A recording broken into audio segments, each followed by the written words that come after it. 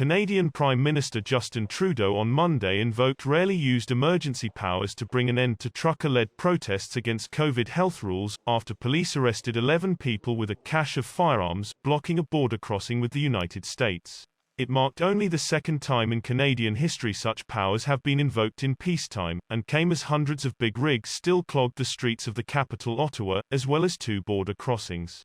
The federal government has invoked the Emergencies Act to supplement provincial and territorial capacity to address the blockades and occupations, Trudeau told a news conference. The Prime Minister said the military would not be deployed at this stage, but that authorities would be granted more powers to arrest protesters and seize their trucks in order to clear blockades, as well as ban funding of the protests. "We cannot and will not allow illegal and dangerous activities to continue," Trudeau said.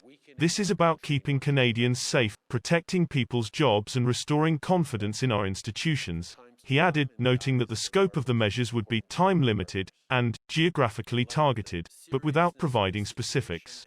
As the threat of violence lingered, federal police said they arrested 11 protesters with rifles, handguns, body armor and ammunition at the border between Coutts, Alberta and Sweetgrass, Montana, just a day after another key US-Canada border crossing was cleared in Ontario. The group was said to have a willingness to use force against the police if any attempts were made to disrupt the blockade, the Royal Canadian Mounted Police said in a statement. The protests by Canadian truckers and their supporters, opposed to mandatory coronavirus vaccines and pushing a wider anti-establishment agenda, have triggered copycat movements from France to New Zealand, with US truckers mulling similar rallies.